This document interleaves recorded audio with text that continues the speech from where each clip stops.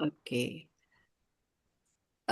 Perkenalkan saya Gita dari Halal Institute. Terima kasih Bapak Ibu sudah ikut bergabung bersama kami di sini untuk sama-sama kita mendalami tentang apa sih SJPH, kenapa kita harus jadi penyalih halal, apa itu penyalih halal. Jadi ini yang Bapak Ibu pelajari selama hampir 3 hari ini ya. Dan kalau hari pertama dan setengah hari kedua itu Bapak Ibu banyak fokus untuk melatih pengetahuan.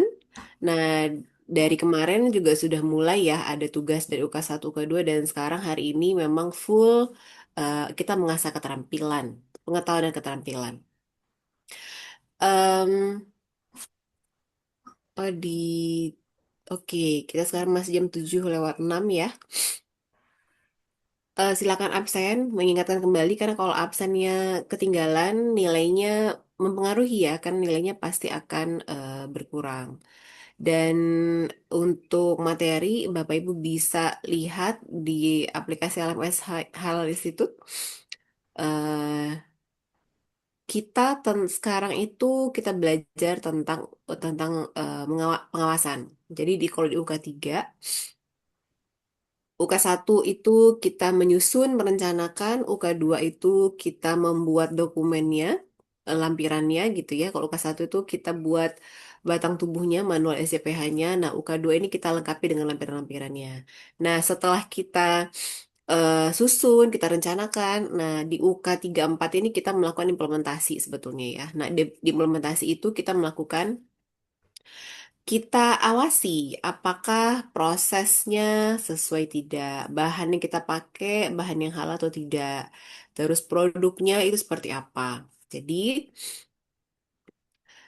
ini materinya sedikit Bapak Ibu. Jadi nanti tugasnya, kalau tugas yang satu duanya belum selesai, nanti kita bisa lanjutkan setelah materi kita ini ya. Jadi kita bersama-sama belajar dulu, kita diskusi dulu, nanti jadi kita ada materi dulu, diskusi, lalu nanti kita kasih waktu Bapak Ibu untuk mengerjakan tugas ya. Saya akan share screen.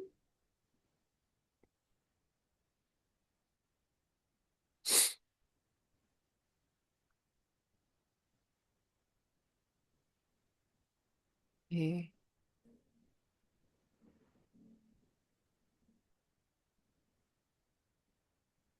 Oke. Jadi sebagai penyalih halal, Bapak Ibu nanti harus menguasai 6 unit kompetensi. Yang satu, kita sudah belajar tentang apa saja Bapak Ibu kalau UK1? UK1 apa itu? Menyusun SJPH, Menyusun SCPH. Oke, kemudian terima kasih. Gimana Pak? mengisi tabel kemarin daftar bahan dan cleaning agent itu Bu Gita. Iya, berarti kelengkapannya ya. Lengkapan J. Oke. Terima kasih Pak Samsul. Yang lain, UK selanjutnya apa lagi? Kita tadi sudah ada 2 UK. 4 UK lagi. Yang lain apa, Bapak Ibu? Awasi bahan, proses, dan produk halal, penanganan produk yang tidak memenuhi kriteria halal, Iya, oke. audit sama evaluasi kalau nggak salah. Audit sama evaluasi. Ya, oke. Oke. Ini untuk menambah. Sebentar, saya catat dulu ya. Untuk menambah nilai kelulusan, nanti memang Bapak Ibu diharapkan untuk aktif di kelas melalui sesi pertanyaan boleh atau tanggapan gitu ya, boleh dari sesi tanya jawab ataupun dari kolom chat gitu ya. Baik, Ibu. Pak Mahsus. Oke, terima kasih Pak Samsul dan Pak Mahsus ya Jadi Bu. atas partisipasinya. Oke. Hmm. Saya mulai dengan harapan nanti Bapak Ibu punya waktu yang lebih panjang untuk mengerjakan tugas ya. Jadi kalau kita melakukan pengawasan, Bapak Ibu, pengawasan itu biasanya kita melakukan, kita amati. Untuk pembahasan saya menggunakan bahasa yang mudah-mudahan bisa lebih dipahami ya. Nanti untuk lengkapnya, detailnya Bapak Ibu bisa baca ulang materinya. Jadi boleh tolong diperhatikan dulu ya. Untuk UK3 ini nanti kita punya tugas. Nah, tugasnya ini banyak yang biasanya di UK3 ini banyak peserta yang kurang tepat mengisi hasil pengawasan. Karena di UK3 ini semua kriteria itu akan kita bahas, akan kita awasi sehingga mungkin ada yang lupa ya materi-materi di UK 2 dan regulasi sebelumnya. Jadi eh, saya akan mencoba mereview sehingga nanti Bapak Ibu bisa bisa catch up ya. Nah, kalau kita melakukan pengawasan, tentunya kita mengamati apa yang ada di lapangan dengan yang seharusnya. Nah, yang seharusnya ini bisa berupa standar, bisa berupa pedoman, bisa berupa SOP gitu ya. Nah, harusnya ketika ketika penyelia itu melakukan pengawasan secara kerangka utuh, maka yang diawasinya itu adalah based on manual SCP yang Bapak Ibu sudah buat di UK1. UK1, UK2 itu udah UK1 dulu lah manual CPH-nya. Itu yang akan menjadi panduan kita dalam melakukan pengawasan. Komitmennya sesuai atau tidak, bahannya sesuai atau tidak. Nah, kalau untuk proses, kita bisa ikut mengacu tambahan, acuan tambahan kepada lampiran-lampirannya. Karena lampiran itu nanti ada daftar bahannya, ada SOP, prosedur. Nah, itu adalah bagian yang tidak terpisahkan dari manual CPH gitu ya. Lalu em, yang kita lakukan itu setelah kita amati sesuai atau tidak ya, apakah perusahaan kita ini sudah menerapkan SCPH dengan baik atau belum? Kalau misalnya sudah, berarti harus kita pertahankan. Atau misalnya kita tingkatkan kualitasnya. Tapi kalau belum, bagian mana nih yang belum? Lalu kita berikan penilaian.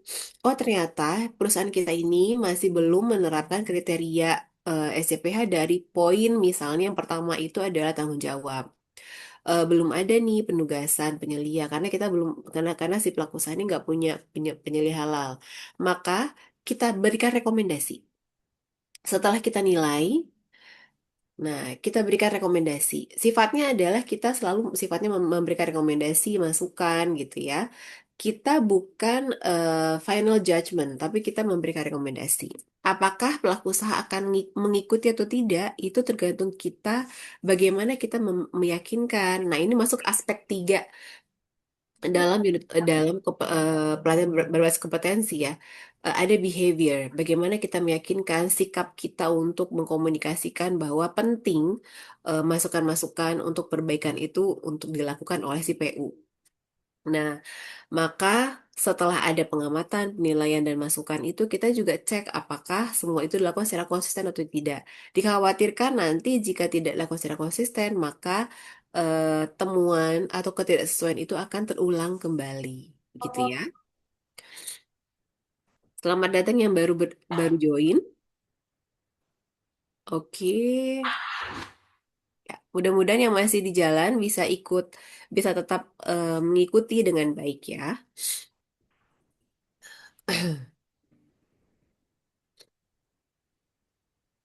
Oke, kita lanjut ya.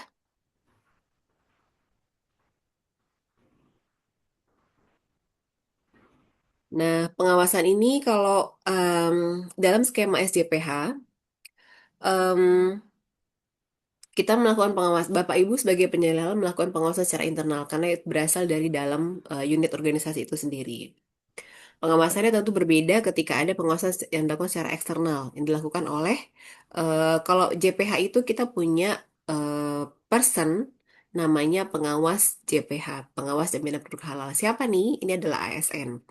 ASN kalau sekarang mayoritas masih ASN dari BPJPH, tapi tidak menutup kemungkinan nanti itu akan ada dari kementerian lain juga gitu ya. Jadi intinya pengawasan eksternal itu untuk melihat dari luar apakah SCPH sudah diterapkan atau dengan baik atau tidak. Karena kalau internal ini memang kita harus ada counterpartnya karena takutnya kalau internal itu bisa menimbulkan konflik of interest gitu ya. Oke, nah yang kita awasi itu apa saja sih sebetulnya? Sebetulnya kita awasi itu hampir keseluruhan dari kriteria SCPH, mulai dari komitmen tanggung jawab, bahan proses, ini ada bahan, ada proses, ada produk, dan audit juga ya. Nah, nanti tetap meskipun SCPH ini bukan bersifat standar atau seperti ISO, tapi untuk seluruh aspeknya tetap kita buatkan laporan terdokumentasi atau kita kenal sebagai rekaman, ya. Nah, pertama itu kita lihat dari proses pengadaan. Kalau pengadaan bahan itu, kalau misalnya Bapak Ibu agak bingung dengan bahasa pengadaan itu, intinya ini adalah pembelian. Bagaimana kita memilih supplier, kita milih marketplace-nya, kita milih pasarnya, itu adalah bagian dari pengadaan, seleksi bahan. Nah, bahan ini kemarin Bapak Ibu sudah belajar ya. Kalau bahan itu kita sudah buat di daftar bahan, lampirannya gitu ya, daftar bahannya, kapan dibeli gitu. Intinya semua yang kita tuangkan di dalam daftar bahan melalui SPH itu harus sama dengan yang kita beli. Jadi ketika penyalin halal ini menyusun daftar bahannya apa saja, itu harus diikuti oleh seluruh bagian terkait. Bagian pembelian, bagian pengolahan, bagian gudang yang mengecek keluar masuk barang itu semuanya harus based on daftar bahan yang ada dalam manual SPH itu. Jadi harus sama. Kalau misalnya di daftar bahan itu, misalnya kita mau membuat ayam kecap. Nah, ayam kecap ini kita sudah buat ayamnya berasal dari RPH Sumber Makmur misalnya. RPH-nya itu sudah ada sertifikat halal. Maka semua ayam harus berasal dari RPH itu, tidak boleh dari RPH lain. Kalau terus nanti pasti ada anggapan, aduh, berarti agak repot ya kalau harus dari situ.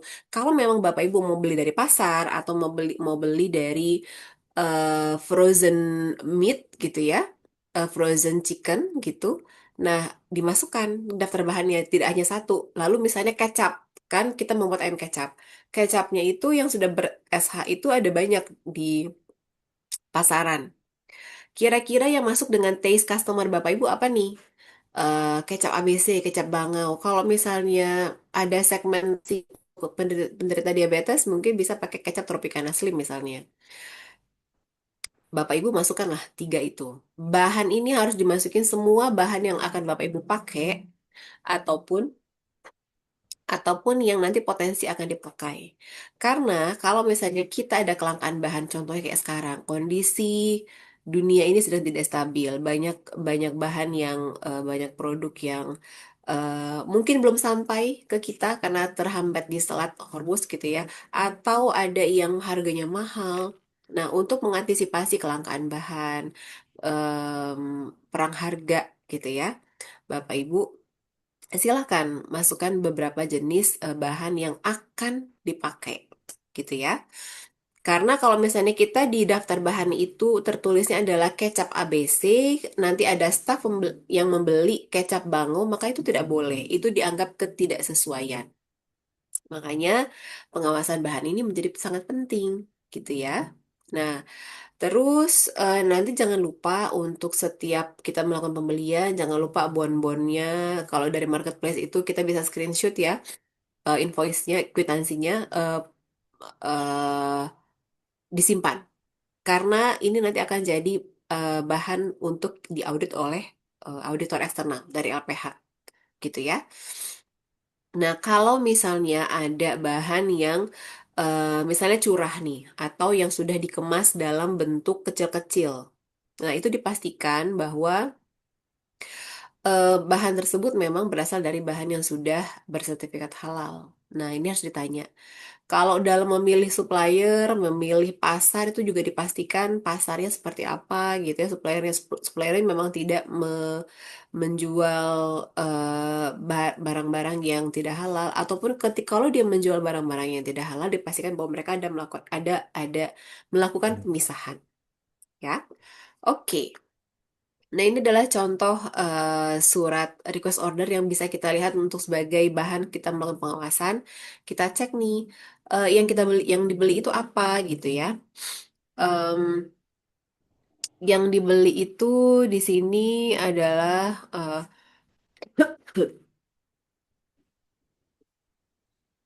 nih.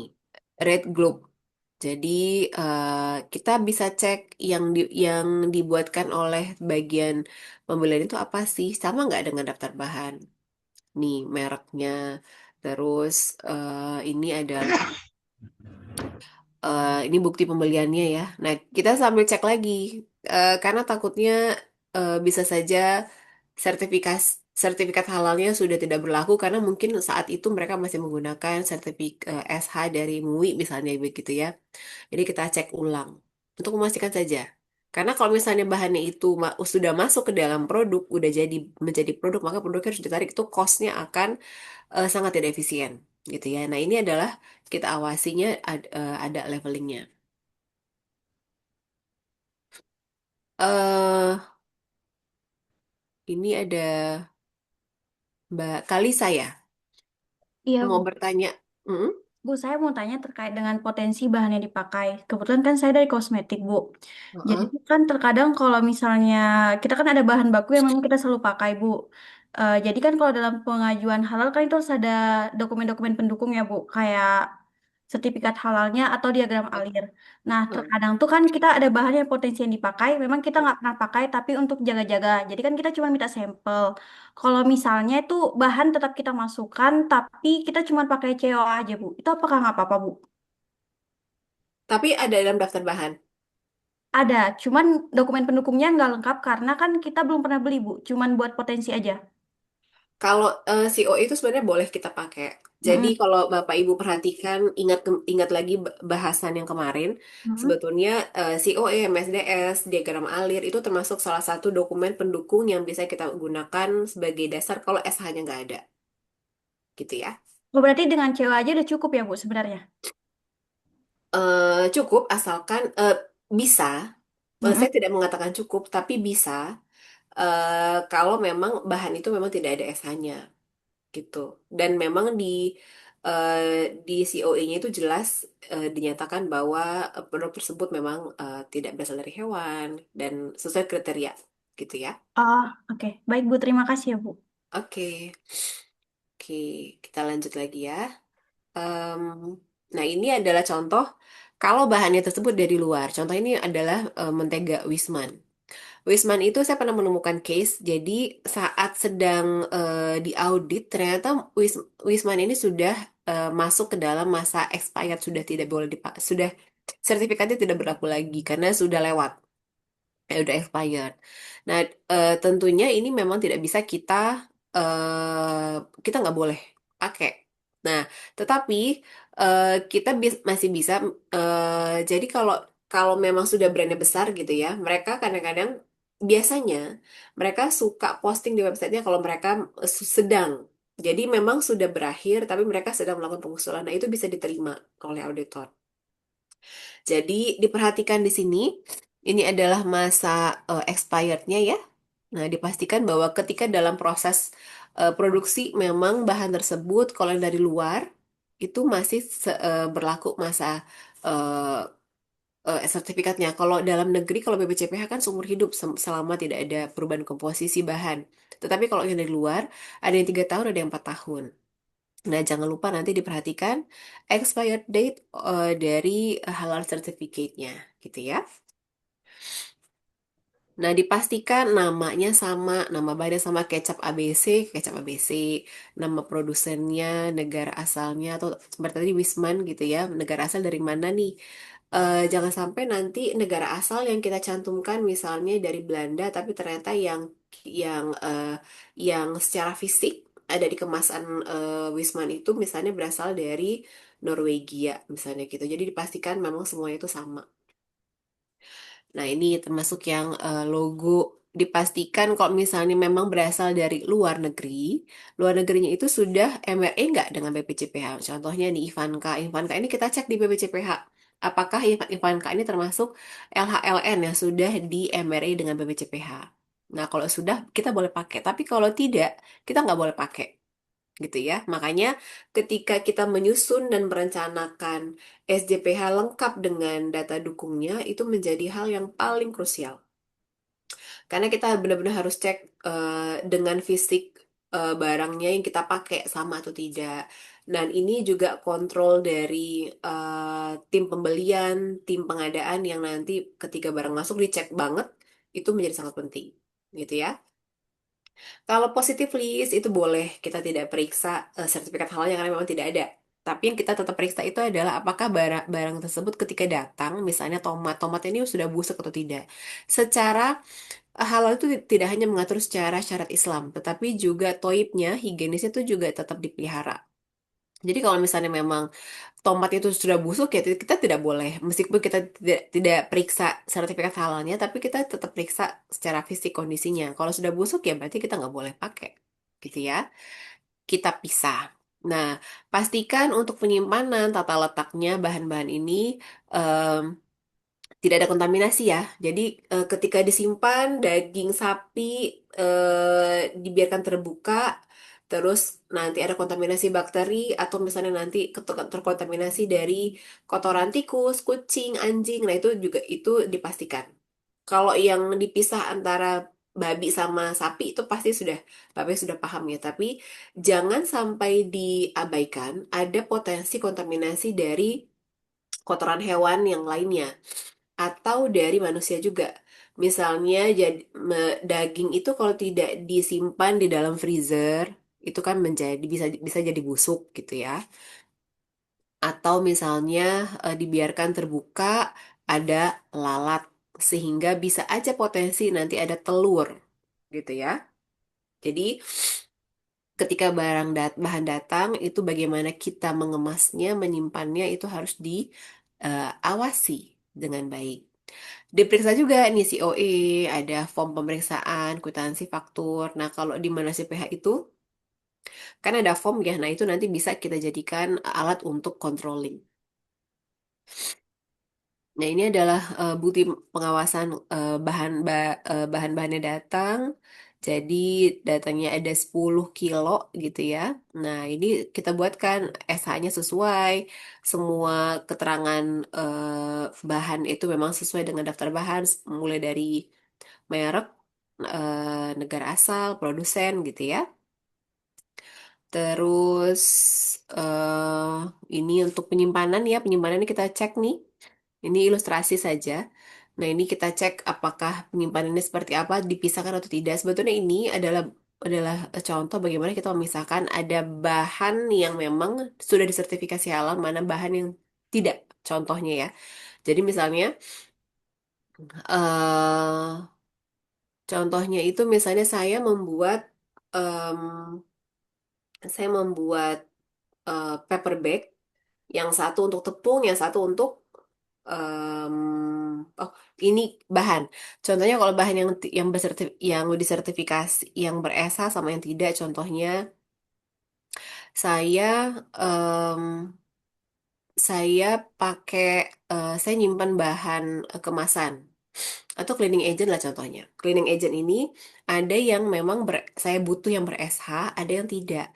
Karena yang tidak ini saya pakainya bukan untuk yang melekat ke produk atau ke bahan, tapi memang untuk mensanitasi lantai, misalnya gitu. Nah, cleaning agent untuk mensanitasi lantai ini tentunya saya tetap simpan, tapi harus dipisah dengan bahan-bahan yang akan saya gunakan untuk proses produksi yang sudah beresa. Nah, itu adalah contoh karena ini juga penting disampaikan karena biasanya peserta itu fokusnya itu adalah memisahkan penyimpanan antara daging babi dan daging sapi. Padahal tidak hanya itu.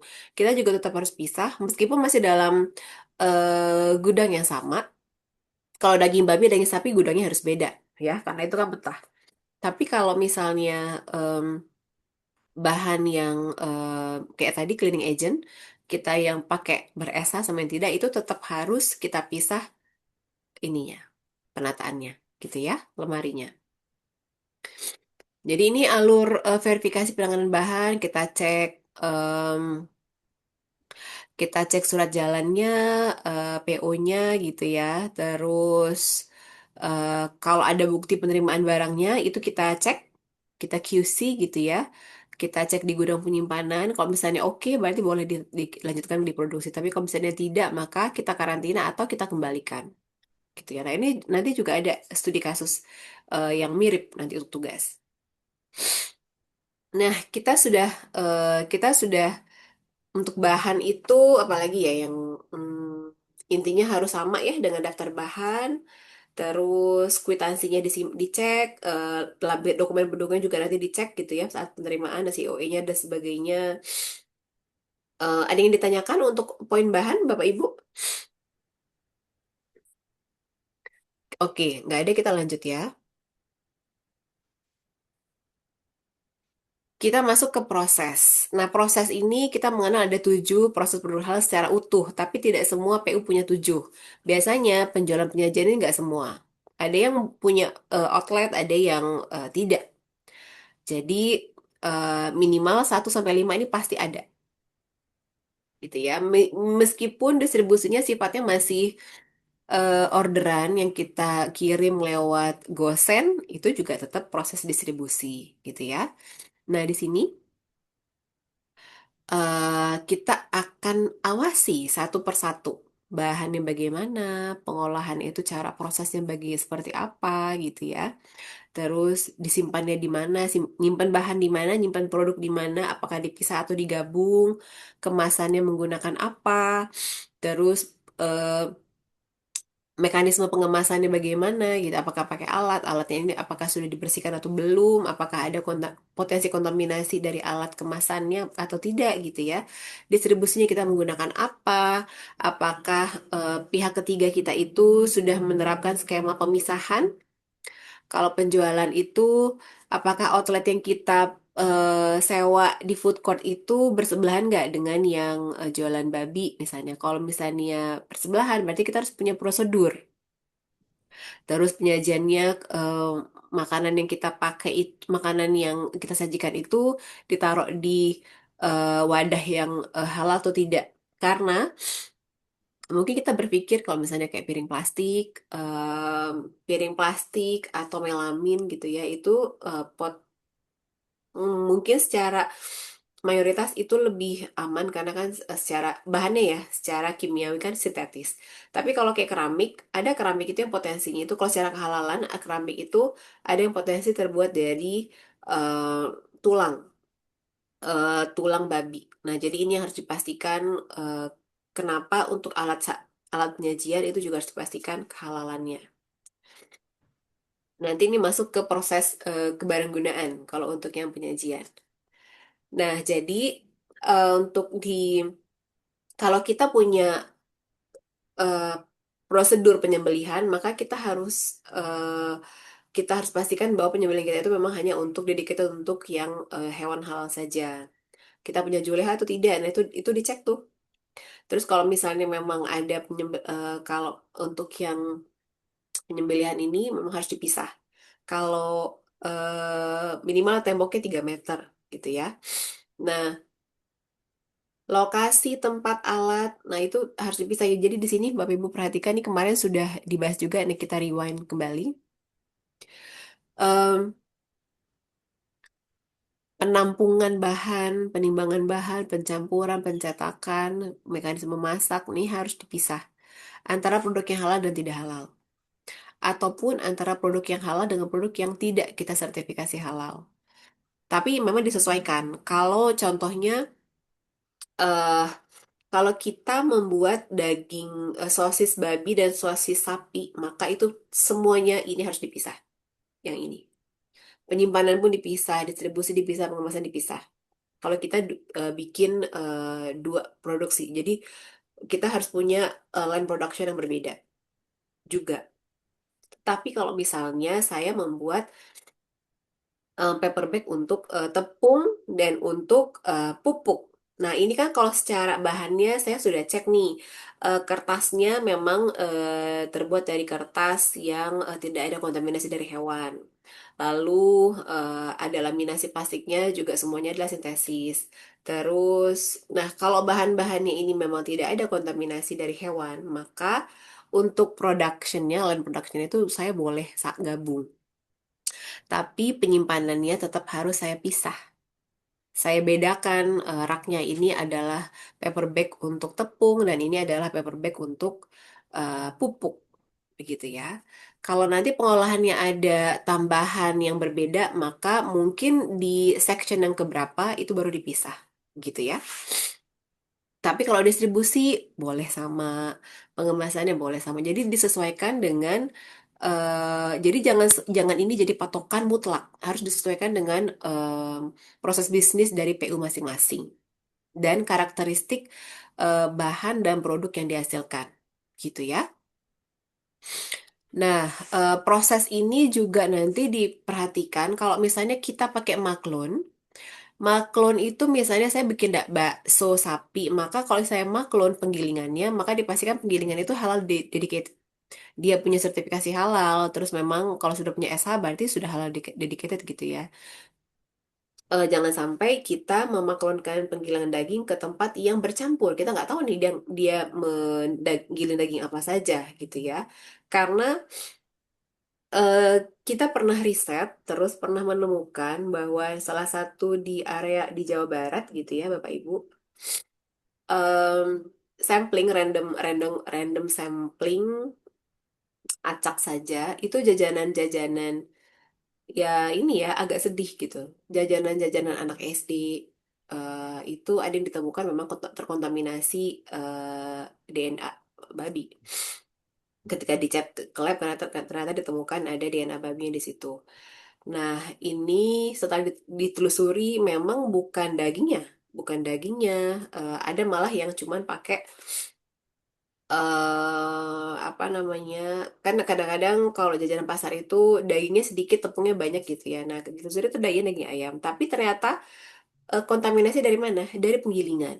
Karena penggilingannya bareng-bareng dan nggak dicek apakah si penjual ini menggiling apa saja itu mereka nggak cek atau kadang-kadang yang si tukang giling ini nggak tahu nih dia dia cuma dikasih ini daging tolong digiling ya mereka tuh nggak tahu ini tuh ternyata daging babi itu bisa aja tapi intinya adalah proses ini memang kalau kita outsource kan kita pihak ketiga kan tolong dipastikan pihak ketiga itu juga bersertifikat halal dan memenuhi kriteria SCPH gitu ya mulai dari syariah Islamnya ataupun higienisnya, kebersihan, termasuk personelnya. Karena kontaminasi ketidaktoiban itu bisa berasal dari SDM.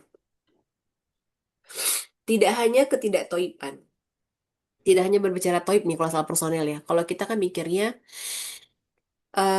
kontaminasi dari dari nah ini kalau menurut Bapak Ibu potensi kontaminasi dari human itu apa saja yang bisa membuatkan produk itu tidak sesuai dengan kriteria halal? Apa contohnya? Kontaminasi dari human. Gimana Pak?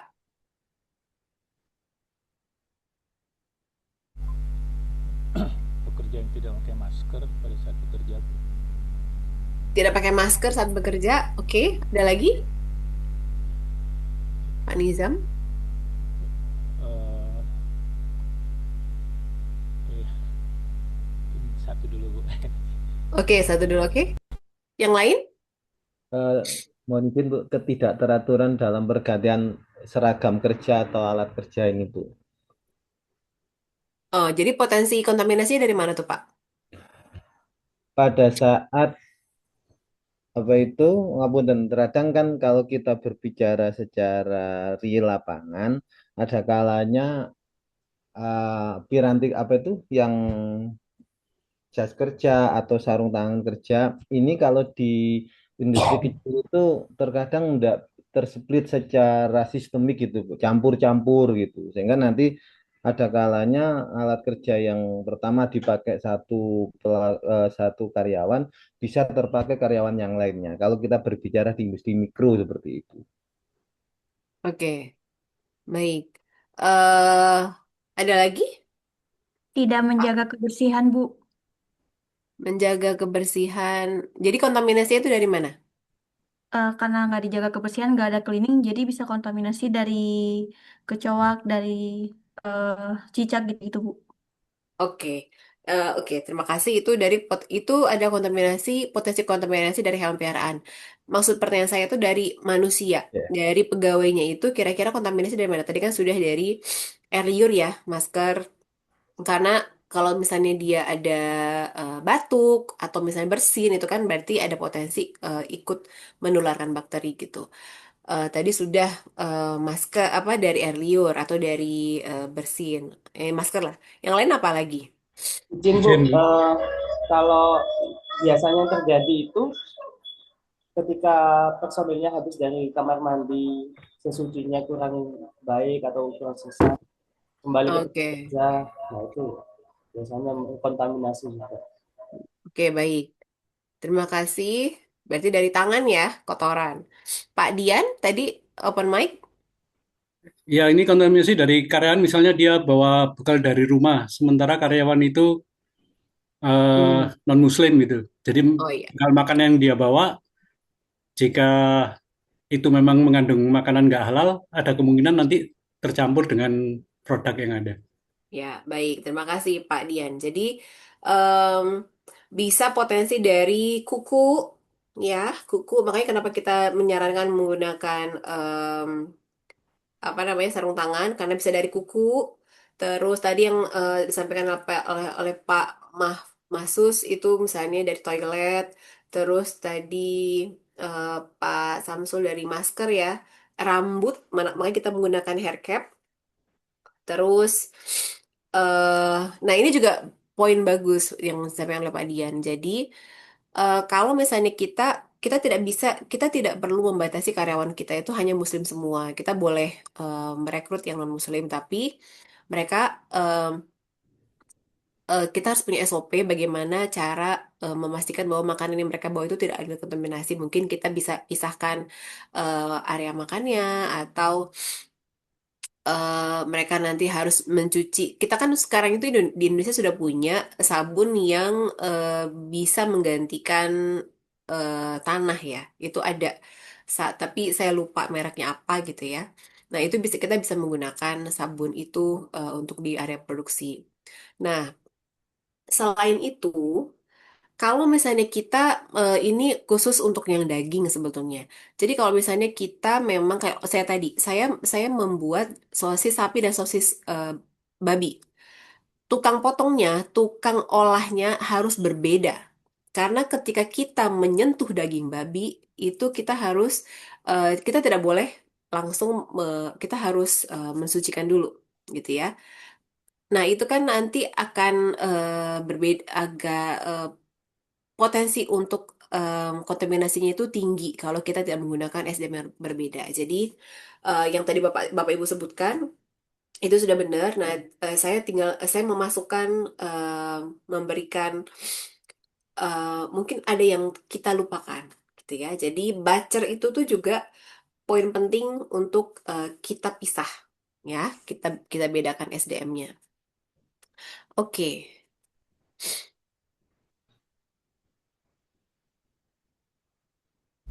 Bu Vika. kita lanjut ya. Nah, ini mengawasi proses gitu ya. Kita lihat di sini, ini ada dalam manual SJPH ya Bapak Ibu.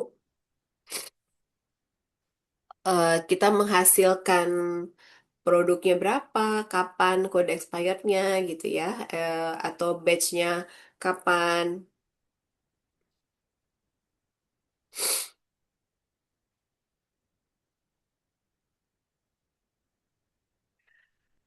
Terus ini adalah mengawasi bahannya kalau misalnya mekanisme pencuciannya akan seperti apa gitu ya. Nah, ini apakah sesuai dengan syariat Islam atau tidak gitu. Ini kita juga periksa. Nah, lalu untuk yang produk, kalau kita mau mengembangkan produk baru, maka pengembangan produk sama reformulasi itu intinya harus menggunakan bahan yang ada. Harus ada apa namanya? Harus ada di daftar bahan. Jadi kalau kita misalnya saya membuat ayam kecap, yang saya daftarkan itu ayam kecap. Terus saya mau bikin ayam serundeng. Itu kan dua hal yang berbeda. Sepanjang bahan-bahan untuk membuat ayam serundeng itu ada dalam daftar bahan, saya boleh. Tapi kalau tidak, namanya saya sertifikasi baru, gitu ya. Jadi di sini bahannya harus ada dalam daftar bahan, terus SOP prosedurnya produksinya, pencuciannya, penyimpanannya juga harus sama gitu ya. Terus em, yang sering terlupakan itu, jadi nanti ketika ada pengembangan produk, maka kita nanti akan nge ada adjustment dalam si halalnya dalam menu pengembangan produk gitu ya. Jadi eh, agak mekanismenya itu nggak sesimpel biasa karena kan BPJPH ini sertifikat seumur hidup. Jadi ketika ada pengembang produk baru maka ada menu tersendiri, dan ketika ada menu baru, produk baru dengan bahan yang berbeda, maka itu sifatnya kita sertifikasi ulang gitu ya. Oke, nah ini laporan pengawasan. Dipastikan kriteria produk sesuai dengan SCPH, ada traceability-nya gitu ya. Terus penyimpanan itu tidak ada kontaminasi dengan bahan yang tidak halal, produk tidak halal ataupun najis gitu ya. Terus untuk restoran catering ini alat penyajian itu dipastikan sesuai kriteria, terus eh, dipasang pengumuman bahwa kita restoran ini sudah dipasang logo halal, label halalnya. Terus jangan lupa dibuatkan pengumuman bahwa tidak boleh membawa makanan minuman dari luar ataupun binatang gitu ya, karena eh, makanan tidak halal dari luar itu bisa mengontaminasi banyak poin dalam restoran kita gitu ya. Nah, ini adalah laporan pengawasannya, itu nanti bisa dibuat form tersendiri atau bisa menggunakan form yang nanti kita bahas dalam tugas. Bentuknya sih bebas ya, tidak ada aturan bakunya. Menggunakan form Bapak Ibu yang sudah ada dalam SOP-SOP yang sudah running itu juga boleh. Intinya kalau rekomendasi itu harus sesuai dengan ranah kriteria SCPH. Kita tidak boleh memberikan rekomendasi di luar kriteria SCPH ya. Oke, materinya sudah selesai. Ada yang ditanyakan Bapak Ibu, silakan. Tanya Bu Gita. Pak,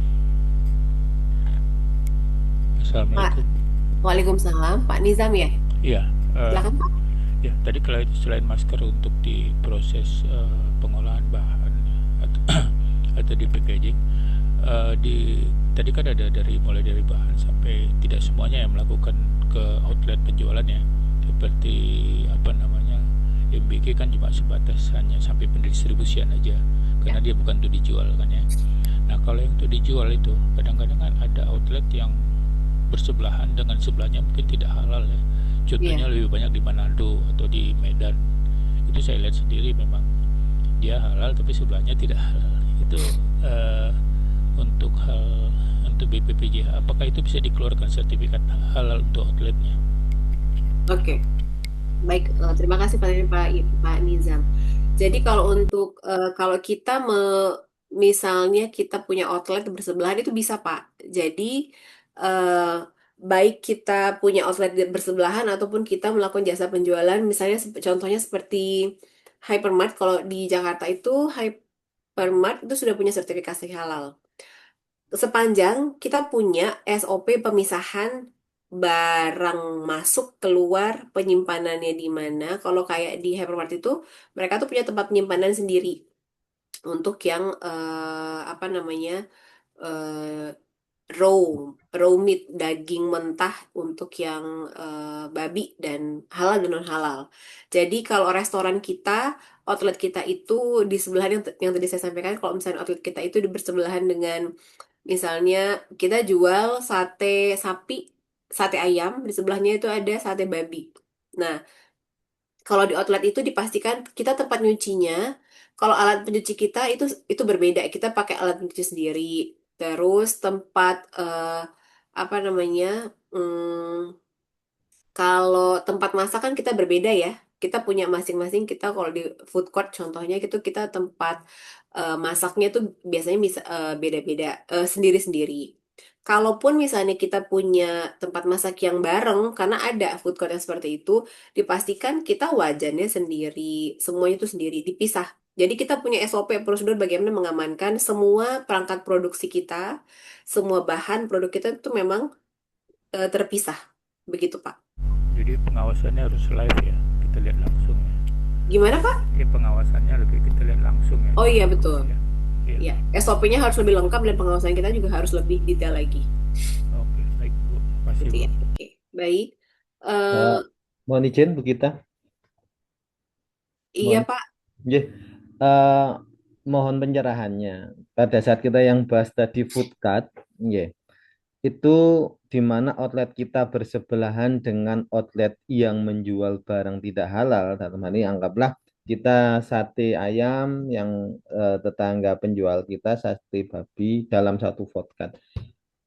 Pada saat kita sudah berusaha mengamankan, tapi tempat cuciannya, pada saat Hmm. tempat cuciannya itu bersamaan, Ya. kita kan tidak bisa memitigasi ya bagaimana tercampurnya karena tempat misal kata tempat bak cuciannya itu bersamaan setelah kita mencuci untuk sesuatu hal daging yang halal terus kemudian digunakan rekan kita yang berjualan barang yang tidak halal anggaplah babi ini tempat cucian yang digunakan anggaplah wastafelnya itu setelah kita pakai atau dipakai tetangga kita yang berjualan daging babi cara proses pencucian halalnya bagaimana ini, Bu? Kalau ya, Anjir. jadi kalau misalnya tempat mencucinya itu eh, mencuci itu sama, berarti kita tidak pakai langsung menyentuh ke wastafelnya, Pak. Jadi kita apa namanya? Kita pakai sarung tangan karena kan pasti misalnya yang jualan babi habis nyuci nih. Berarti Nggih, berarti di tangannya dia itu tuh masih ada tuh unsur babi. Jadi Bapak Ibu kalau misalnya ada yang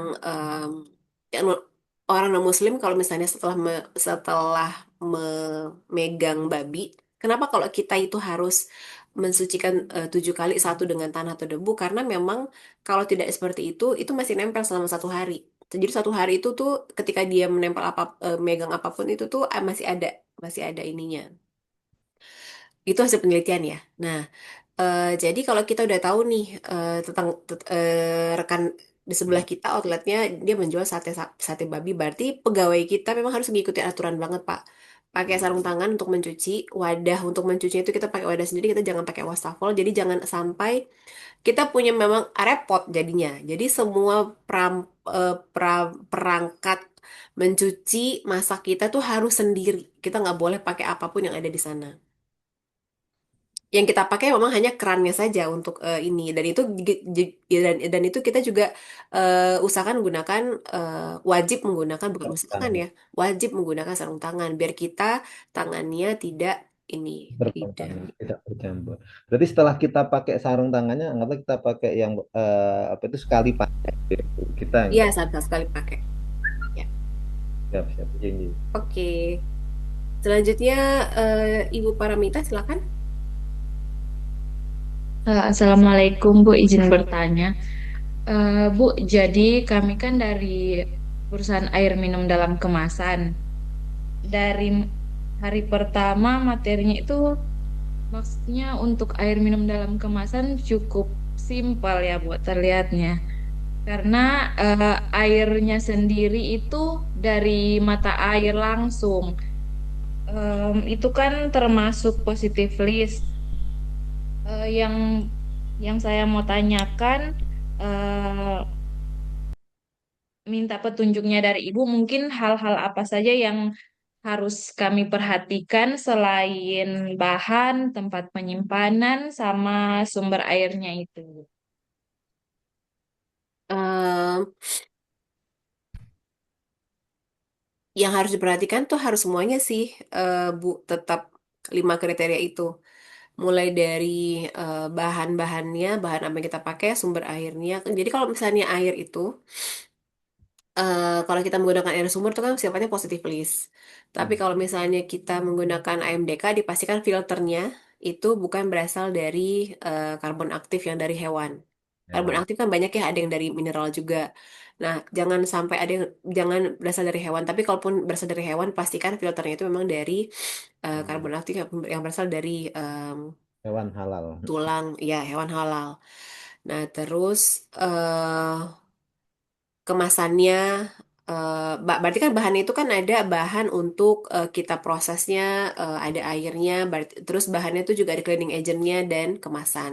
Kemasannya dipastikan memang tidak ada plastik itu sebetulnya relatif, relatif aman kalau PET PET gitu, tapi ada yang biodegradable. Jadi dia berasal dari ada fatty oil, fatty acid yang memang berasal dari potensinya kemungkinan dari hewan.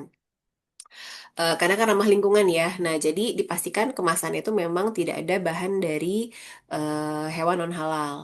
Lalu ketika semua bahan itu kita sudah pastikan air, kemasan, dan agent, nah diperhatikan juga prosesnya, bagaimana kita proses filtrasinya, bagaimana pengemasannya, terus pressingnya, alat pressnya, terus tempat mungkin ada pasti ada tempat penampungan airnya gitu ya. Terus humannya, karyawannya, untuk kebersihannya jangan sampai nanti dalam kemasan itu. Jadi kalau misalnya untuk produk air kemasan itu sebetulnya lebih simpel, tapi tetap harus kita perhatikan. Berarti kan eh, apa namanya pegawainya itu jangan sampai nanti mengkontaminasi di minuman itu nanti ada rambut gitu ya. Nah, terus proses distribusinya. Jadi kalau misalnya kita pakai distribusi dari pihak ketiga, dipastikan mereka itu punya pemisahan produk yang pengangkutan produk yang halal dan tidak halal gitu ya. Sama sih semua semua produk apapun baik baik barang ataupun jasa, semua kriteria itu harus diperhatikan ya. Baik, Pak Mirza silakan. Iya, Assalamualaikum Bu Gita. Selamat pagi. Waalaikumsalam. Eh, Terkait materi untuk pengawasan ini Bu ya, apa namanya, mengasih bahan, proses sama produk. Saya kok jadi teringat tembakau Bu kayak gitu. Nah, kalau industri tembakau, industri rokok itu bagaimana Bu ya? Kan jadi kalau titik kritisnya kan tembakaunya sendiri kan dari alam kan kayak gitu kan hanya dikeringkan. Nah, setelah masuk industri itu kan mulai dari datangnya barang, pemprosesan, tenaga yang memproses itu kadang kan sambil live sosmed apa segala macam tidak memenuhi. Maksud saya bagaimana kayak gitu untuk di halal sendiri. Begitu Bu. Terima Oke. kasih. Jadi kalau di halal itu kita balik lagi bahan yang kita gunakan itu memang tidak boleh berasal dari kalau Bapak Ibu ingat lagi tumbuhan tidak boleh dari tumbuhan yang memabukkan. Oh. Kalau si nikotin ini kan sebetulnya tembakau itu kan bukan memabukkan, tapi dia lebih ke bisa ngerusak. Dan secara fatwa kan rokok itu kan kita sudah haram ya. Jadi industri rokok rasanya tuh tidak akan mungkin dapat Sertifikat. em, sertifikat halal gitu ya. Mereka bisa berproses secara industri pada umumnya, tapi kalau secara industri yang bersertifikat halal mereka sih tidak akan dapet ya. Tapi kan gini, mereka kan rokok itu kan juga dikasih kewajiban oleh Menkes ya, ada aturan regulasi dari Menkes untuk menyebutkan bahwa Ada eh, nikotin, THC. membahayakan itu ada poin-poinnya. Terus harus jadi Menkes itu memang jadi antara perindustrian dan kesehatan itu bertolak belakang. Tetapi dua-duanya ini kan memang diatur di negara kita. Mereka boleh berproduksi, beredar, dikonsumsi, tetapi harus mengikuti aturan, aturan kesehatan. Sehingga masyarakat itu dikasih keleluasan untuk memilih mereka mau sehat atau kan pasti di sini juga ada yang ngerokok ya Bapak Ibu. Saya mohon maaf nih jika bahasannya sensitif karena saya menyampaikan dari sisi Kesehatan. regulasi kebijakan yang saya tahu ya. Jadi masyarakat itu dikasih kebebasan untuk memilih kalau mereka mau memilih rokok dengan ada gambar dampaknya, ada narasi dampaknya juga. Ketika mereka memutuskan itu mereka secara sadar memutuskan untuk mengkonsumsi itu. Sama dengan ketika label halal. Kalau kita punya, kalau kita sudah tahu nih ada sosis sapi sama sosis babi atau sosis ya sosis babi sosis sapi sosis babi ini pasti ada label keterangan tidak halal tapi sosis sapi ada label halal ketika masyarakat non muslim saya secara sadar mereka secara sadar akan memilih mana yang terbaik untuk mereka mereka boleh milih yang halal mereka boleh milih yang tidak halal tetapi kita sebagai masyarakat muslim tentunya akan memilih yang label halal. Jadi kalau berbicara tentang rokok, nikotin, asal tumbuhannya sebetulnya tidak memabukkan, tetapi berbahaya untuk kesehatan. Sehingga kalau setiap kita ngikut fatwa, maka ini termasuk yang dikecualikan. Tapi memang em, sudah ada peringatan bahayanya itu di dalam ini kemasan. Nah, kalau misalnya contohnya juga misalnya bir. Bir ini misalnya bir bintang. Bir bintang 0% alkohol. Meskipun 0%, tapi ketika menggunakan kata-kata bir, maka tidak boleh dapat sertifikat, tidak bisa dapat sertifikat halal. Meskipun alkoholnya 0% gitu ya. Kan ada zero. 0%. Tapi kalau misalnya minuman karbonasi misalnya gitu, ada kandungan alkohol 0,0001. Nah, itu boleh sepanjang alkoholnya tidak berasal dari industri Homer gitu. Silakan Ya, Ibu terima Nabila. kasih. Ya, Selamat pagi, Bu. pagi. Izin bertanya, karena kami kan ada di daerah minoritas Muslim. Nah, tadi kan ada sempat mention bahwa restoran A dan B, satu halal, sudah bersertifikat, dan satunya lagi menjual babi. Misalnya, eh, kami mungkin kurang pengawasan atau bagaimana, ada salah satu customer yang membawa contoh sate babi atau kerupuk babi dari restoran sebelah ke restoran kami. Itu Heeh. penanggulangannya seperti apa, Ibu? Oke. Jadi kalau kita sudah punya sertifikat halal, kita wajib menempel aturan main. Jadi kita tempel di restoran kita itu tadi sudah saya jelaskan sebetulnya ya. Jadi kita tempelkan ada label halal, terus ada aturan pengunjung. Tidak boleh membawa makanan minuman dari luar, apapun itu. Itu untuk menjaga sebetulnya. Jadi preventif di awal itu kita sudah pasang. Tidak boleh membawa no pet allowed gitu ya atau kan sudah banyak begitu ya. Tidak boleh membawa hewan peliharaan, tidak boleh membawa makanan minuman dari luar. Ini sebetulnya sudah jadi layer pertama ngebatasin. Nah, tetapi kalau misalnya layer kedua, tentunya kita ketika ada orang datang, ketika mereka misalnya kalau bawa minum tumbler itu mungkin oke ya, itu oke. Tapi kalau bawa makanan, harusnya ada petugas yang melarang. Jangan jangan dikonsumsi di sini. Jadi mereka bisa masuk lagi ke tasnya. Tapi kalau misalnya sudah kadung nih, sudah terlanjur, yang kami berharap itu tidak terjadi ya bisa diminimalisir ya dengan ada layering pengawasan tersebut. Tapi kalau sudah terjadi, maka bisa dilihat dari CCTV-nya, kalau ada ya, mana yang terkontaminasi. Terkontaminasi itu tentunya harus dibersihkan. Tidak perlu dibuang, tidak perlu dimusnahkan, tapi bisa dibersihkan secara syariat Islam dengan 7 kali. Tapi kalau misalnya kita tidak bisa melokalisir, terpaksa semuanya yang kita bersihkan secara syariat Islam najis besar. Gitu.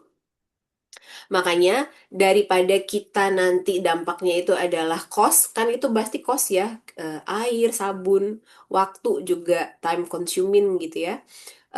Untuk menghindari dampak yang agak signifikan penanganannya, maka kita harus ada layering di awal untuk antisipasi gitu ya. Oke, ada lagi? Menarik pertanyaan-pertanyaan Bapak Ibu hari ini, pagi ini, meskipun jadwal paling pagi.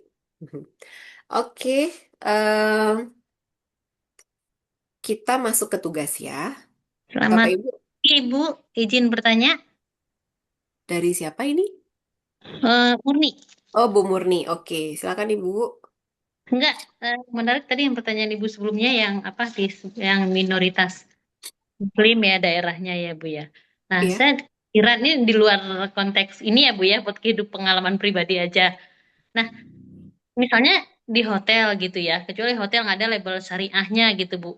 Kan kadang-kadang suka ragu gitu ya, walaupun sebenarnya menunya halal, tapi kita kan nggak tahu, misalnya dia pengunjung eh, ke kamar bawa makanan apa gitu, itu gimana ya Bu? Ke kamar. Iya misalnya kan ada aja kan, Oh, iya, misal iya, iya. mereka beli makan apa atau pakai sendok atau apa gitu kan, kalau di Iya, hotel betul, betul. ada itu gimana ya Bu? Kan nggak belum banyak ya yang syariah gitu ya. Iya. Di Bogor. Eh, ya, jadi kalau misalnya kita di hotel yang belum berlabel halal gitu ya, jadi antara syariah sama halal itu berbeda. Kalau syariah itu ada ketentuan-ketentuan yang mereka larang, misalnya harus yang menikah pasangan gitu ya, dan seterusnya. Tapi kalau yang halal itu eh, semua label kriteria, semua label halal dari BPJPH itu berbeda dengan konsep syariah. Yang diatur itu adalah terkait dengan 5 kriteria JPH itu tadi. Kalau untuk jasa hotel, itu berarti kan lebih ke jasa penyediaan makanannya. Terus sepanjang mereka masih menjual alkohol, mereka tidak bisa mengklaim kalau mereka dapat punya sertifikasi halal. Nah, tetapi kalau kita berbicara untuk yang ini berarti kita pakai ini harusnya bertanyanya ke Pak Kiai ya, Bu. Saya takut ini. Tapi sepanjang pengetahuan saya aja ya, saya membantu untuk ini. Jadi kalau kita nggak tahu, asumsi positive thinking ya dan eh, hati-hati tapi kita berprasangka baik gitu. Sepanjang kita tidak tahu, insya Allah kita tidak terkena hukuman ya secara syarat Islam. Itu sih Bu yang bisa saya sampaikan. Tapi kalau Ya, terima misalnya, kasih. tapi kalau misalnya kita di restorannya ini eh restoran ini kan sesuatu yang terlihat. Kalau di kamar itu kita tidak tahu sebelumnya itu mereka bawa apa gitu. Itu sesuatu yang kita tidak tahu. Tapi kalau di restoran, karena kita sudah belajar SJPH, maka tentunya kita harus waspada lagi. Ketika ada, ketika mereka menyajikan omelet, tapi di sebelahnya itu ada, biasanya itu kan apa namanya? Baconnya itu kan ada yang babi tuh biasanya. Nah, berarti kita harus lebih bijak lagi. Kita harus mengikuti sesuai kriteria SJPH nih, Bapak Ibu penyalih halal. Jadi kalau mereka masaknya dalam wadah yang sama, menyajikannya dalam tempat yang sama, maka kita tidak boleh ikut mengkonsumsi. Jadi yang bisa dikonsumsi, ya Bapak Ibu bisa eh, pertimbangkan sendiri mana yang kira-kira eh, nggak ada potensi. Kalau saya dulu pernah di kalau di Bali kan rata-rata memang mix ya. Iya. Mixnya sangat Kental. sangat besar gitu. Jadi em, karena saya nggak tahu piring mana yang sudah dibersihkan secara syariat Islam, akhirnya saya pakai tisu. Itu pun yang diambil itu hanya buah, tapi makannya itu juga juga juga pisau ngupasnya bagaimana ya. Tapi itu ya kadang-kadang itu juga suka miss tuh pas dimakan. Oh iya pisaunya ya. Jadi kekhilafan itu mungkin akan terjadi di kita semua, tapi minimal kita bisa meminimalisir apa yang kita konsumsi. Dan ya mudah-mudahan kita terhindar ya dari semua itu. Oke, saya ke Pak Hafiz silakan. Ya Bu, Assalamualaikum warahmatullahi wabarakatuh. Waalaikumsalam. Bu Gita, Bu Gita, saya mau nanya, kan kalau di tempat kita kan yang bekerja itu ada yang Muslim dan non-Muslim. Nah, Iya. terkait mengenai penggunaan atau penyediaan alat makan ya, seperti piring, sendok dan garpu itu, apakah Iki nenek tiga mama halo, apokat. Sebentar, ada yang halo, buat Pak. Terus Iya, Pak. Bentar, tapi Pak. ada orang tiga sing cilik Mas. Kurang ajar kok kancil iki. Bentar ya, Pak. Saya Yang mute gede dulu. di Joko, Mas. Siapa ya? Oh, ini. Oke, halo, silakan, maaf, Pak. kira Ada suara. gangguan. Halo, iya, ya jadi kan untuk penyediaan kayak Ya, sendok makan, alat makan lah gitu Bu ya. Karena kan mungkin ada juga yang memang membawa makanan dari luar atau dari rumah yang non halal. Itu seperti apa ya ya. treatmentnya Bu terkait penyediaan alat sendok dan makan tersebut. Yang kedua juga seperti microwave Bu ya, kayak alat pemanas makan. Microwave itu kan apakah memang perlu dipisahkan untuk penggunaan yang makanan halal dan non halal di tempat kami atau seperti apa ya Bu? Karena kan kita juga nggak tahu nih, misalnya ada juga yang karyawan yang memang menggunakan microwave, dia dengan apa namanya, dengan makanan dari luar atau dari rumah yang non halal. Nah, dua hal itu seperti apa Bu? Sebaiknya treatmentnya ya, seperti itu Bu. Ya, baik. Em, kalau untuk karyawan itu kalau saya sih menyarankan Pak, mereka memang membawa makanan beserta tempatnya sih. Kalau Bapak mau menyiapkan tempat makan sebetulnya kan akan lebih mudah mereka ketika dari rumah itu mereka sudah bawa dengan kotak masing-masing. Buat mereka akan lebih mudah daripada mereka harus pakai plastik, terus nanti bawa dituangkan ke wadah di perusahaan Bapak itu kayaknya agak tidak secara efisien eh, proses kayaknya juga nggak efisien. Jadi bisa disarankan mereka langsung bawa kotak dari rumah. Alat makannya mereka bisa bawa dari rumah. Terus, tapi kalau misalnya memang ada mekanisme yang bisa makan yang mau pakai alat saji dari kantor, berarti bisa pakai alat saji yang sekali pakai. Tapi kan sekarang plastik lagi mahal ya, Pak. Lagi susah nih plastik. Semua industri itu ngeluh tentang plastik. Nah, eh, berarti Bapak akan ada kos tambahan dengan mencuci. Dengan berarti kan harus disiapkan metode pencucian dengan secara syariat Islam. Kayaknya akan lebih mudah mereka pakai kotak sendiri. Jadi mungkin ada shifting prosedur aja sih Pak ketika Bapak ingin menerapkan SCPH di perusahaan gitu ya.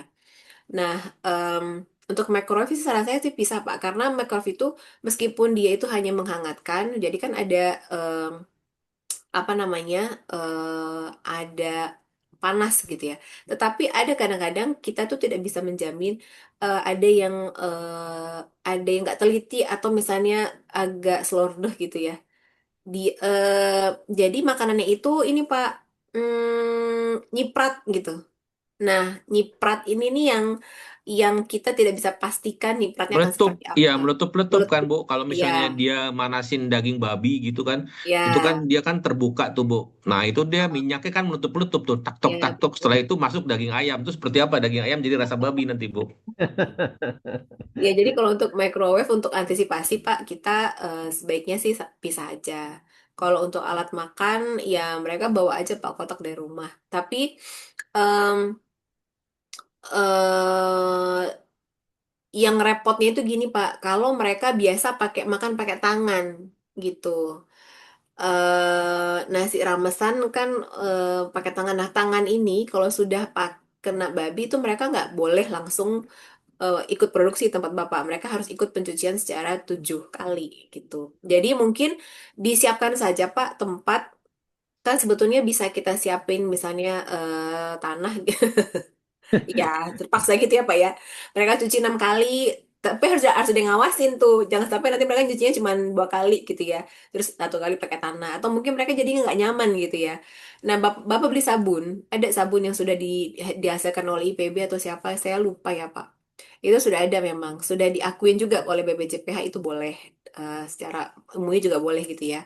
Nah, Zaman dulu cuma masih ada abu gosok Bu, sekarang udah susah cari abu gosok. nah yang sabun yang bisa menggantikan eh, apa namanya najis Sultan mucolosa ini saya eh, harganya pasti agak mahal. Nah, itu pilihan sih Pak. Apakah diwajibkan nanti ketika di tempat makan ada pengawasnya jadi semuanya diwajibkan pakai yang non muslim itu mungkin harus pakai sarung tangan kalau mereka tidak menggunakan sendok. Jadi perangkat makannya mereka bawa lagi pulang jangan nyuci di kantor. Jadi mereka bawa makan plus kotaknya plus perangkat makannya dari rumah mereka makan terus dibawa lagi pulang gitu. Jadinya memang lebih agak kesara ya Pak. Jadi takut sebetulnya jadinya tuh saya tuh sebenarnya khawatirnya tuh menyinggung perasaan mereka ya karena tempatnya pun harus pisah sebaiknya karena kan kita nggak tahu nih makan gitu em, yang namanya juga temenan ngobrol gitu ya. Terus kena lah kita dagingnya lompat keluar terus nanti temennya yang muslim ngambilin oh ini nih karena mereka nggak tahu ya atau nggak ngeh gitu. Nah, kon- itu kontaminasi bisa terjadi berarti ada kontaminasi dari tangan lewat tangan gitu. Nah, cuma jatuhnya eh, mereka ngerasa diasingkan tapi ya mungkin disampaikan secara baik-baik ya Pak. Gitu ya Pak. Oke, saya lanjut ke Pak Baik, Abdul baik. ya. Pak Abdul Muhid. Terima kasih, Bu. Eh, Mungkin mohon maaf sebelumnya. kalau penangkapan saya kurang apa kurang paham mungkin ya. Dari kemarin dari hari pertama sampai hari ini pagi ini selalu disebut ada terkait dengan lalat. Lalat. Iya. Hmm. Nah, itu posisi lalat itu bagaimana? Sedangkan setiap rumah makan itu kayak nggak ada kalau nggak apa namanya selalu ada lalat itu loh. Hmm. Apa itu termasuk terkontaminasi dan kemudian menjadi permasalahan di kehalalan? Terima Ya, kasih, Bu. baik, sama-sama Pak. Jadi lalat itu termasuk membuat produk itu jadi tidak toib Pak, karena lalat itu ada bisa bakteri. Jadi lalat itu termasuk sesuatu yang harus kita hindari. Makanya penyimpanan produk itu menjadi sangat penting untuk menghindari salah satunya lalat itu tadi Pak. Jadi lalat itu bukan menjadi haram, tapi menjadi tidak toib aja. SDPH itu tidak hanya mengikuti syariat Islam, tapi juga higienisnya juga diperhatikan, gitu Pak. Terus bagaimana kalau rumah makan itu yang selalu ada lalatnya apa nggak bisa diproses untuk kehalalannya? Oh, jadi sebetulnya gini, lalat itu bukan lalat itu kan pasti kan ada ya, ketika sesuatu yang nggak bisa kita hindari lalat. Tetapi nanti itu akan dilihat dalam proses audit nih. Lalat itu bukan objek untuk menjadi tidak bisa sertifikat halal, Pak, tapi bagaimana kita menangani agar produknya dan bahan kita tuh tidak terkontaminasi. Jadi meskipun ada lalat, tapi kita bisa meyakinkan auditor misalnya atau meyakinkan SDPH ini diterapkan dengan baik. Lalat ada, tapi kita misalnya pasang kipas atau misalnya semuanya itu produknya itu dalam etalase yang rapet, nggak ada lalat gitu. Jadi itu masih bisa, Pak. Yang penting kita atur SOP-nya, mekanismenya, pengawasannya, jangan sampai lalat itu mengenai bahan dan produk gitu. Oke, terima kasih, Bu. Oke, baik. Sekarang sudah jam 8 lewat 18, Bapak Ibu. Saya sudah mengirimkan tugas ya di grup, boleh di-download, boleh dibuka bersama-sama. Saya buka dulu. Ini adalah studi kasus. Kalau LK12, Bapak Ibu menggunakan studi kasus di perusahaan masing-masing.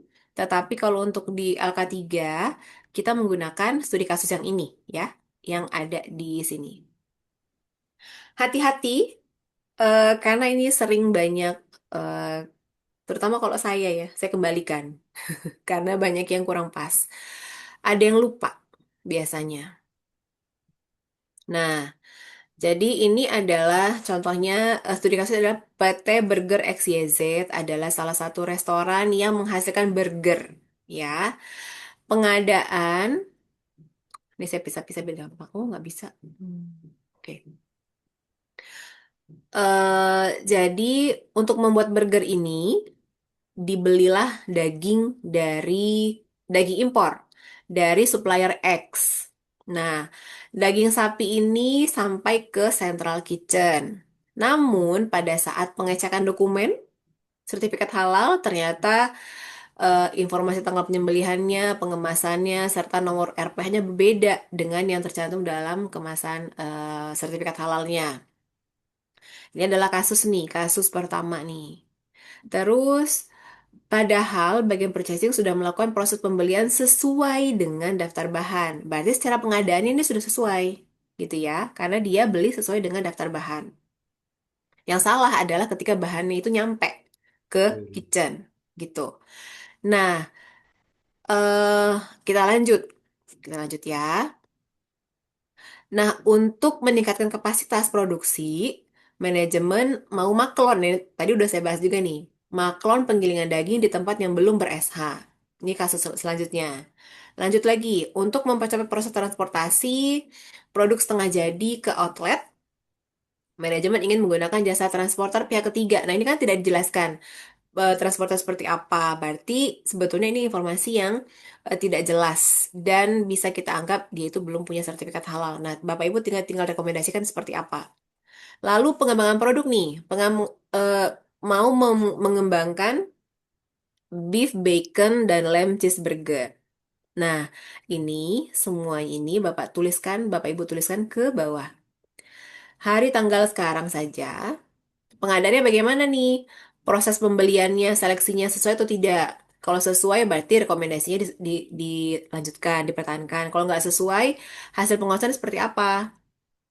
Bahan yang datang bagaimana? Apakah sesuai dengan kriteria atau tidak? Kalau misalnya tidak, berarti rekomendasinya harus bagaimana? Kalau misalnya sesuai berarti bagaimana gitu ya? Nah, prosesnya nih. Proses itu kan berarti ada proses eh bagaimana kita masaknya, ngolahnya gitu ya. Terus kalau penanganan produknya nih berarti kan sudah jadi produk nih. Nah, produknya itu kalau di atas kan ada tadi mekanisme distribusi ya. Nah, produknya kan distribusikan bagaimana? Nah, pengembangan produk yang sering salah itu biasanya pengadaan, penanganan sama yang pengembangan. Kalau pengadaan itu dicek lagi. Pengadaan itu adalah bagaimana kita membeli, kita seleksi supplier, proses pembelian bagaimana. Tapi kalau penanganan bahan, ini bahannya sudah sampai ke kita, gitu ya. Nah, untuk pengembangan produk, nah di sini kan dia mengembangkan produknya itu adalah, aduh mau bersin, Bacon. beef bacon dan lamb cheese burger. Ada dua. Nah, bagaimana? Ini kan baconnya adalah beef, ya. Lamb cheese, di sini ada lamb cheeseburger. Nah, sebetulnya itu lebih ke penamaan sih sebetulnya ya. Kita tidak melihat yang lain. Apakah beef bacon bisa disertifikasi halal? Apakah lamb cheese bisa? Nah, itu nanti diingat lagi materi UK1. Ya, silakan Bapak Ibu ditulis di nanti di sini tanda tangan saja Bapak Ibu sendiri ya, nama Bapak Ibu dengan cara tanda tangan yang menggunakan font boleh. Kalau sudah nanti kalau sambil ngisi, kalau sudah selesai ngisi, langsung diuploadnya ke tugas 2 dalam format PDF ya. Silakan Bapak Ibu, tugasnya sudah saya share di grup besar juga ya. Oke.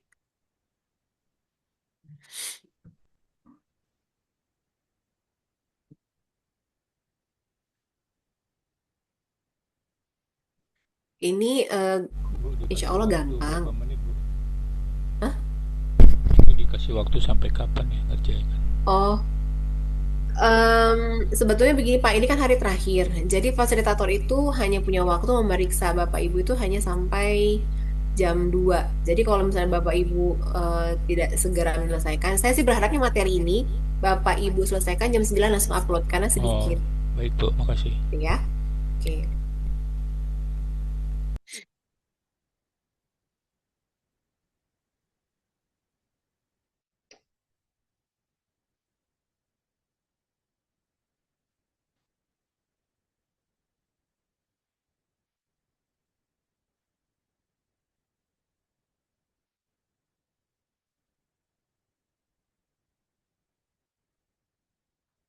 Duh, ya.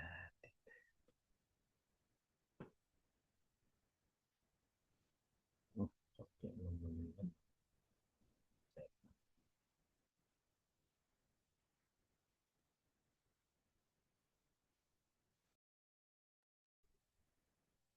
Mungkin ada contoh untuk misi, Bu. Nggak ada Pak. Jadi memang ini kita tidak berikan contoh karena kita ingin melihat Bapak Ibu pengayaan materinya bagaimana. Karena kan sebetulnya dari studi kasus itu kita bisa menganalisa, kita mengajak Bapak Ibu untuk menganalisa bagaimana studi kasus itu sesuai dengan kriteria atau tidak. Makanya kita tidak ngasih contoh.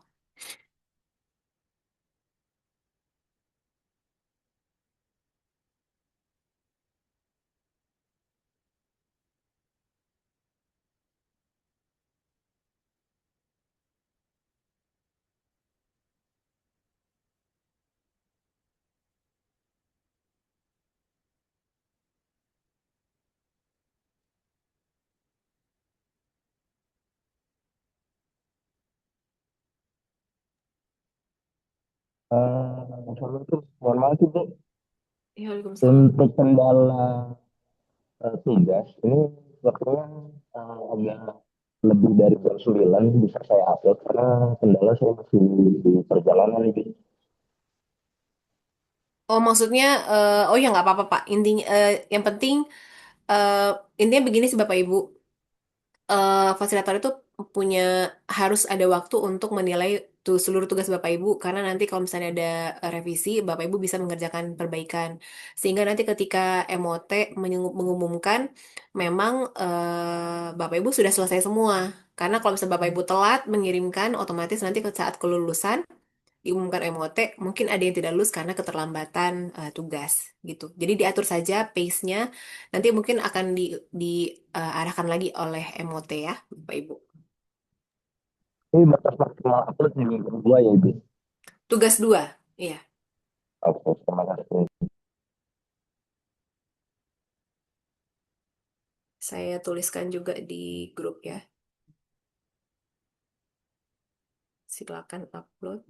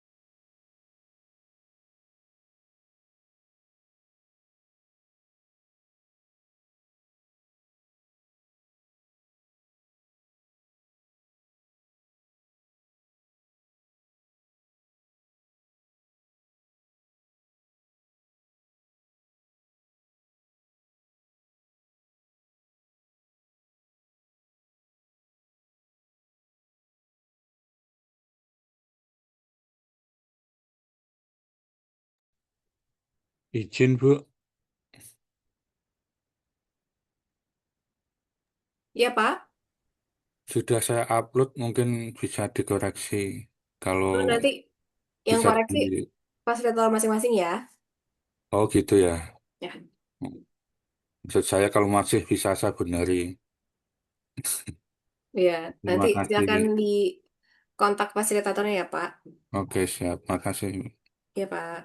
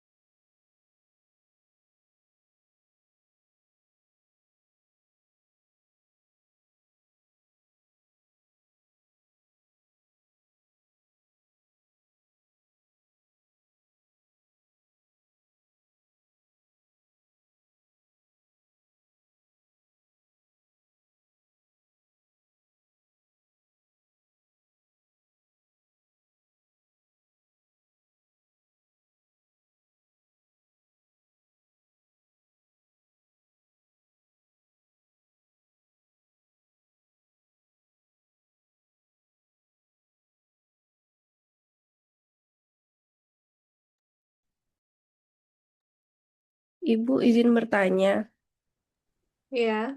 untuk pihak ketiga ini yang belum punya sertifikat halal, apakah bisa digantikan dengan pork free facility statement sama diagram alur proses? Untuk apa tuh, Bu?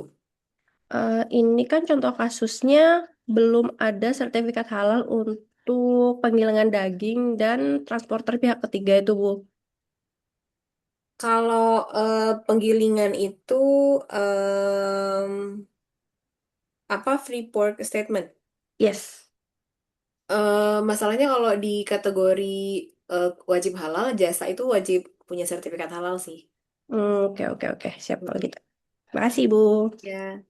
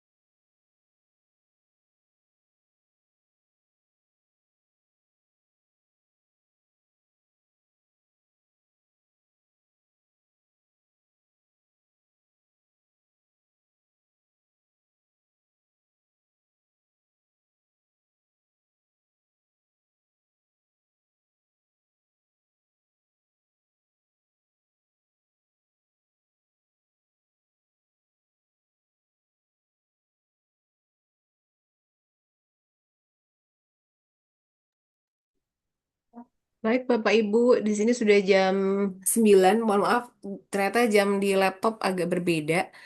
Eh, Terima kasih sudah mengikuti materi pada pagi hari ini dan insya Allah Bapak Ibu sudah mengikuti eh, sudah mulai tugas ya. Saya berharap tugasnya sudah dikumpulkan. Mohon maaf jika ada yang kurang berkenan. Kita insya Allah ketemu lagi di lain kesempatan. Selamat bekerja sebagai penyelia halal dan berproses untuk membantu Indonesia menjadi produsen halal global dunia. Terima kasih. Saya kembalikan kembali. Assalamualaikum warahmatullahi wabarakatuh. Waalaikumsalam Waalaikumsalam warahmatullahi wabarakatuh. Terima kasih, Teh Bu Gita. Gita. Terima kasih, Bu. Baik, Bapak dan Ibu, kita kasih plus buat Mbak Gita.